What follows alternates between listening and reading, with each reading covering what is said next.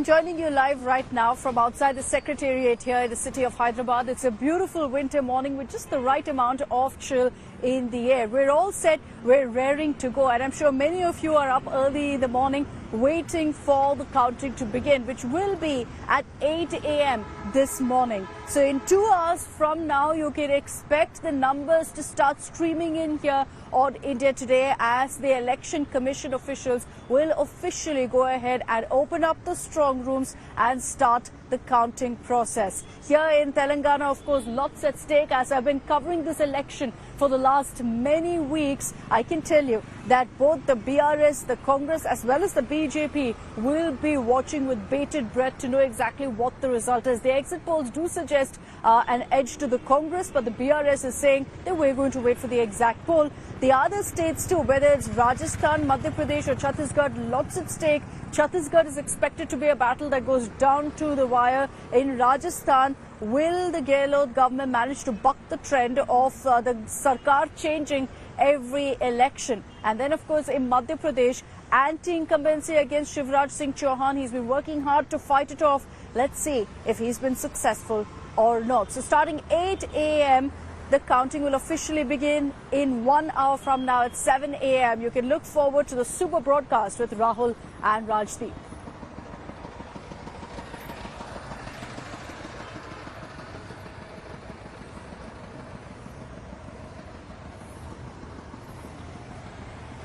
All right, let me bring in also my colleagues who are reporting from the other states where the counting will happen. And of course, they've also had an extremely packed schedule for the last many weeks, an extremely exciting time covering this election. I'd like to introduce Sumir Rajappan, who's getting us the latest from Raipur in Chhattisgarh. We have Hemendra Sharma tracking all the updates you need to know on the Madhya Pradesh polls. And finally, Devankur joining us live from Jaipur. He's, of course, getting us the latest from Rajasthan. Hemendra, if I could begin with you. Good morning. Long, exciting day ahead. Madhya Pradesh is one of those states that's going to be very, very interesting to watch out for. It's been an interesting campaign. Many thought that maybe Congress is ahead in the race, and then it turned out the exit poll suggesting that, look, it could be the BJP, it could be Shivraj Singh Chauhan, historically bucking anti-incumbency. A very good morning to you. In fact, yes, as it appeared initially, it was Congress party ahead. In fact, after the state went to elections on the 17th of November, the Congress party came out visibly confident. They claimed that they would be forming the government, and they probably also expressed that in a lot of ways, and they realized or felt that it was their time to form a government with full-fledged majority after a gap of almost 20 years. They had been in power for 15 months in 2018, but then the government was dislodged after Jyotiraditya Scindia shifted camp. Then, as the days progressed and as the exit polls came out, the spirits of the Congress party, they got dampened as the Bharatiya Janata Party that got the exit poll showed them getting the majority. And the Bharatiya Janata Party, on the other hand, they had been visibly quiet after the elections. No one expected them to form a government with a huge majority. The BJP themselves, their cadres themselves never expected that.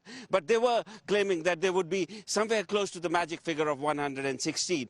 But as the exit polls gave them the majority, their spirits got high, and now the Bharatiya Janata Party, it appears, also it appears from the exit polls, that they are on their way back once again to form the government. Well, a few more anxious hours remain. The counting would start at around 8 a.m. and by 9 a.m. we should have some initial trends. Postal ballots counting would be done by the time, and probably we'll have some idea that who is going to form the next government in Madhya Pradesh. Whether it's going to be the BJP once again or possibly the Congress. Anxious hours indeed. I can only imagine the anxiety that all of these netas currently are going through. It's like a day when the exam results for them are coming out. They've been prepping for this not just for months, for years essentially, for this kind of an election. So it's the ultimate test that they're being put through, the test of the voter of each of these states. I want to bring in Devankur Vadavan also on this broadcast. Dev, since our exit poll broadcast, of course, there have been so many reactions streaming in from both the Congress and the BJP. What's interesting to note also, Dev, is that everyone seems to have readied a plan B in case the exit poll numbers do come true. Good morning.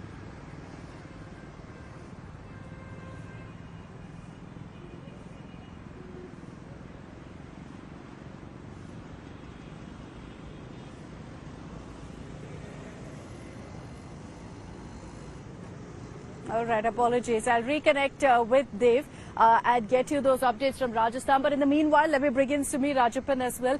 She's been, of course, tracking and getting you every update on what's been happening in the Chhattisgarh election. Sumi, good morning. Are you all set for an exciting day ahead? And perhaps we could see drama playing out in Chhattisgarh, not just in the next 24 hours, but post that as well. Because our exit poll is predicted that perhaps the closest of all the battles will be in your state.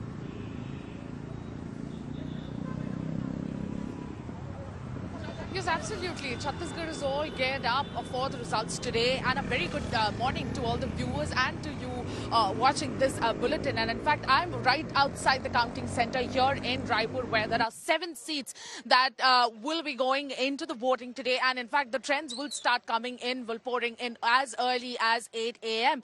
But it is going to be a cliffhanger as what the Axis My India poll has predicted, and that has certainly opened doors for all the ramifications and permutations, combinations by both the political parties. They have been having a lot of deliberations since then. BJP and Congress both have a plan B, as you correctly pointed out. And in fact, BJP here has been ready for every effort that it is going to make post the voting begins. And in fact, if they come close to the magic number, they will put in every effort. But Congress is also not lagging behind. In fact, they are a step ahead when it comes to the planning. And in fact, in their core committee meeting, it has been decided that the AICC's Ajay Markan has already been deployed for the post-poll scenario to be ready for any situation that arises as the hours progress. And in fact, it is going to be quite interesting.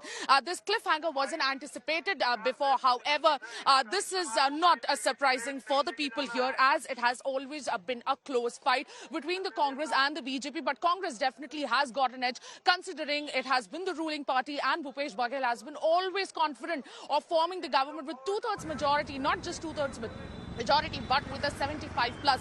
That has never happened in the political history of Chhattisgarh. Back in 2018, Congress had backed 68 seats, and with all the by-elections that later held, the count went up to 71, and BJP was restricted to 15. Worst ever performance of the Bharatiya Janata Party ever. But this time around, it's going to be very unlike 2018 and more like 2013, where it's a close fight between both the party